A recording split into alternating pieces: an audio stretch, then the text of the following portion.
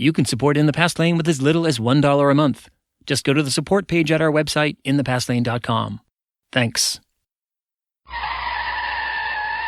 Whoa, hit the brakes. You've arrived at the #1 drive-by for American history. Welcome to The Pit Stop.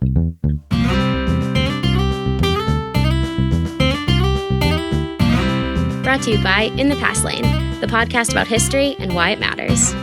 Here's Edward T. O'Donnell, your host and historian at large.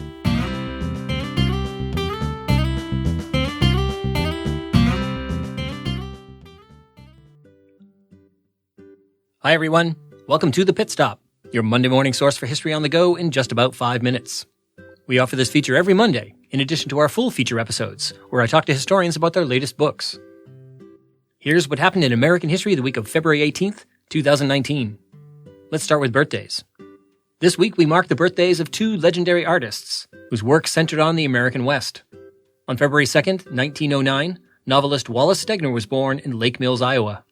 Wallace Stegner was the author of many classics, including Angle of Repose, which was awarded the Pulitzer Prize, and my personal favorite, which I highly recommend, Crossing to Safety. And on February 19th, 1902, photographer Ansel Adams was born in San Francisco, California. Over the course of his long career, Ansel Adams captured some of the most beautiful and iconic images of landscapes of the American West. February 21st, 1927, humorist Irma Bombeck was born in Bellbrook, Ohio. Her funny takes on ordinary life were carried in a syndicated column that reached 30 million readers in the 1970s. Irma Bombeck once wrote, "Marriage has no guarantees. If that's what you're looking for, go live with a car battery."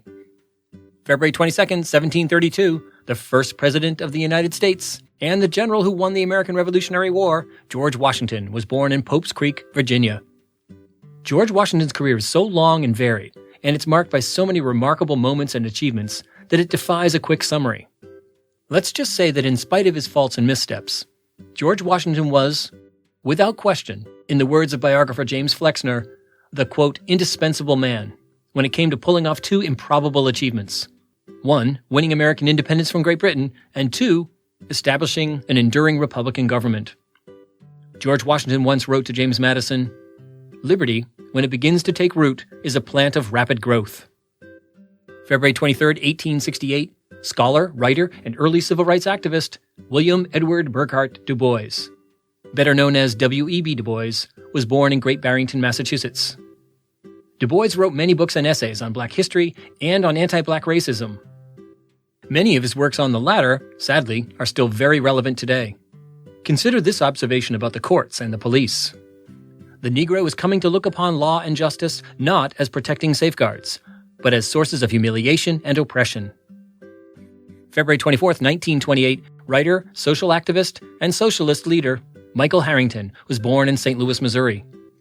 Harrington, who coincidentally went to Holy Cross College, where I'm recording this podcast episode, is best known for his landmark book about the extensive but hidden poverty in the United States, a book titled The Other America, which was published in 1962.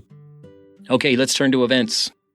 February 18th, 1885, writer Mark Twain, a.k.a. Samuel Clemens, published The Adventures of Huckleberry Finn, a book that was both a humorous and enduring adventure story, and a scathing satire and critique of Southern backwardness and racism.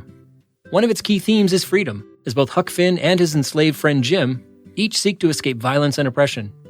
Jim put it best as the two floated on a raft down the Mississippi River.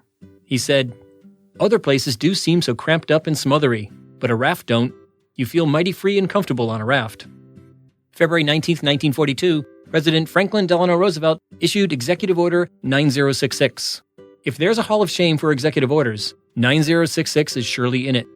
Issued just a little over 2 months after the Japanese attack on Pearl Harbor, it called for the roundup and detention in prison camps of more than 100,000 Americans of Japanese ancestry. This policy inflicted an incalculable amount of humiliation and psychological harm, as well as financial loss, upon the internees who were held for the duration of the war. February 21st, 1885, thousands of people gathered on a chilly winter day in Washington, D.C. to witness the formal dedication of the Washington Monument, a 554-foot obelisk erected in honor of George Washington. This moment was a long time in coming. The project started way back in 1848, but then stopped between the years 1854 and 1877 due to a lack of funds. And that explains why the first 150 feet of the marble is slightly darker than the upper 300 feet.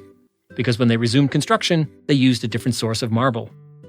February 22, 1980, the U.S. Olympic hockey team pulled off its Miracle on Ice upset victory over the mighty Soviet Union hockey team in Lake Placid, New York. I was 17 years old at the time, and I can remember it like it happened yesterday. Okay, time for the last word. Let's give it to Michael Harrington, who was born 91 years ago this week. Here's a key passage from his book, The Other America. The poor are politically invisible.